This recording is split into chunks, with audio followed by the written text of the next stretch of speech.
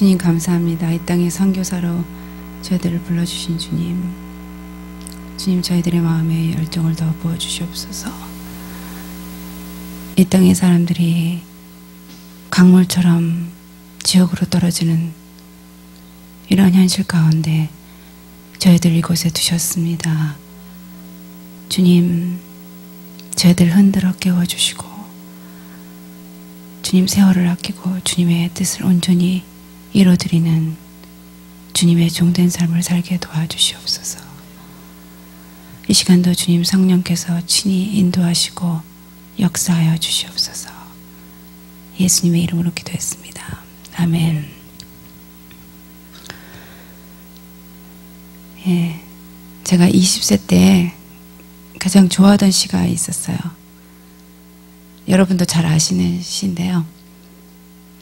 하늘과 바람과 별과 시라는 시집에 나오는 윤동주 시인의 서시였습니다.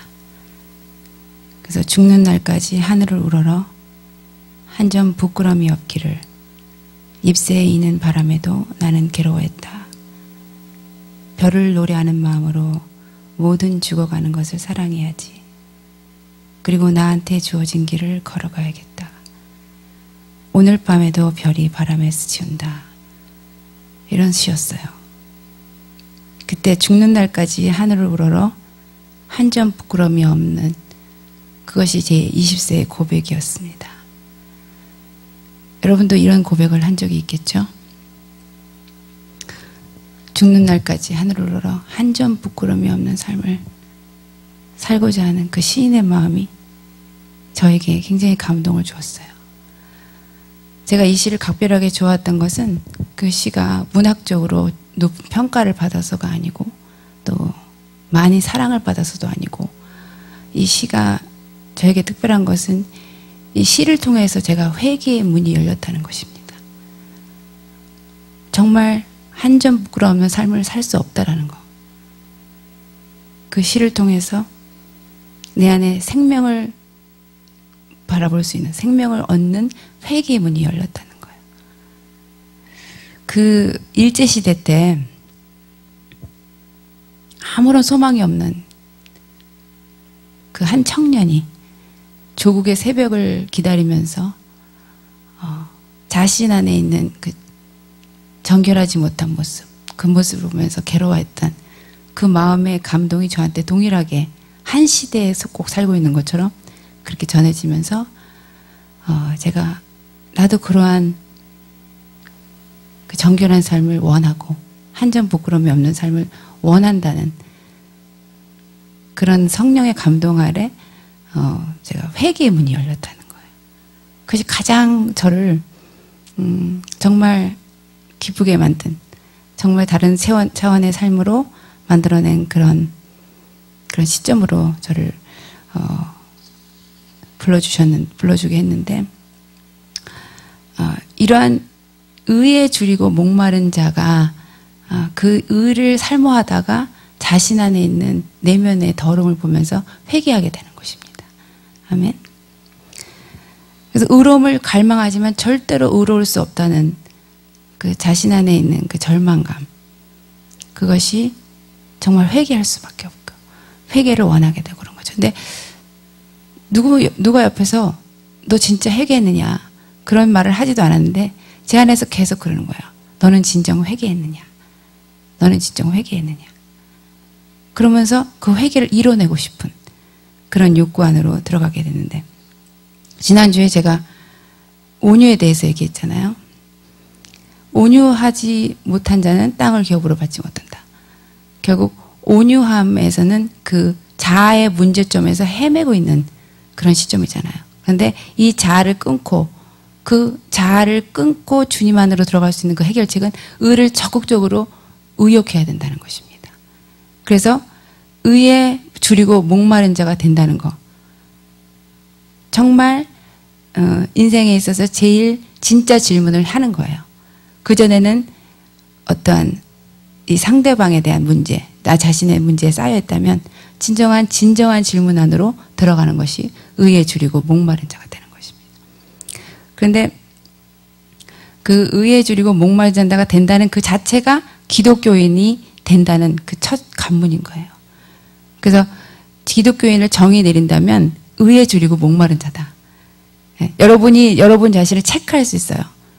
나는 기독교인인가? 나는 진정 기독교인인가?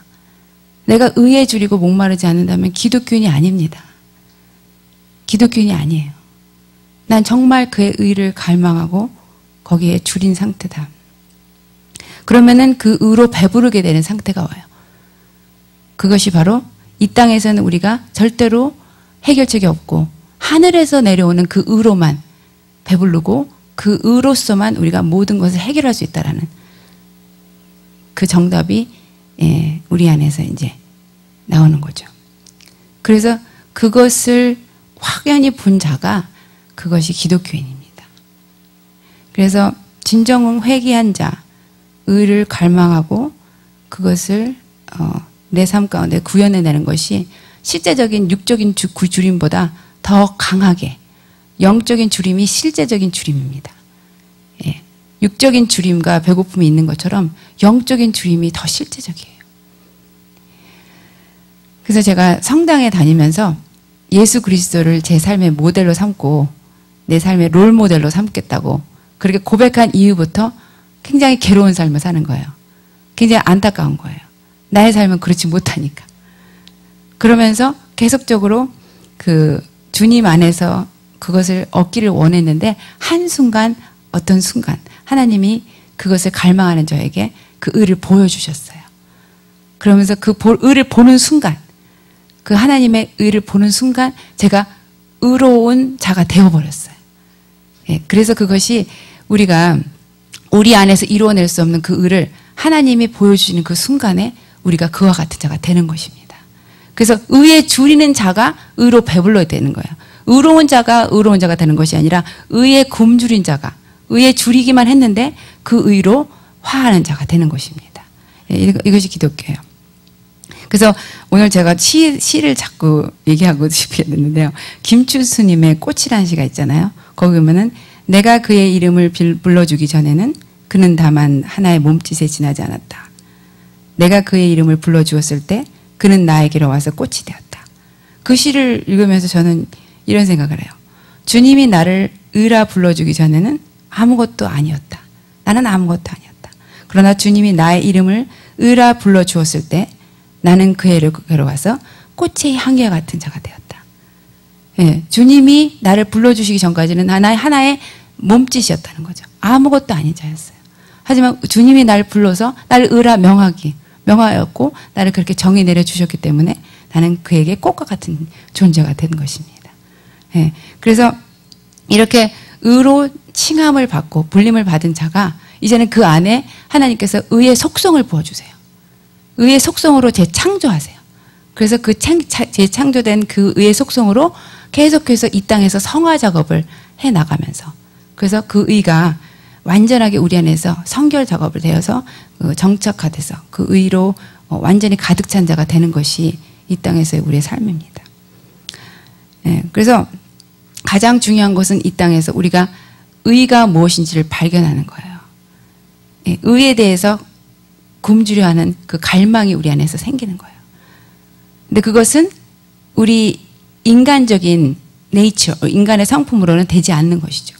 하지만 하나님이 은혜를 주셔서 그러한 의에 대한 굶주림을 주시고 그것이 진짜 굶주림이 되어서 그것을 찾는 자가 되는 것입니다.